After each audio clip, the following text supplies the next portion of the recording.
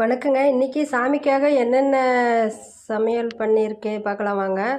சாப்பாடு இது செஞ்சதுமே தனியாக எடுத்து வச்சுட்டு, சின்ன பையன் காலேஜுக்கு லெமன் ரைஸ் பண்ணி கொடுத்தேங்க. எச்சிப்படாமல் சாப்பாடு எடுத்து வைக்கணும்ல, அதனால் முதல்ல எடுத்து வச்சுட்டு அதுக்கப்புறம் கிளறினேன்.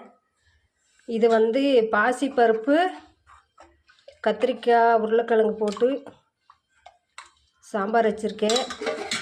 ரசம், இது தக்காளி ரசம் தாங்க வச்சேன்.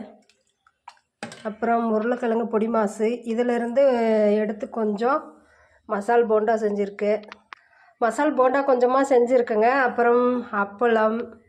இன்றைக்கான சமையல் அவ்வளோதாங்க. சாமிக்கு பரிமாறலாம் வாங்க.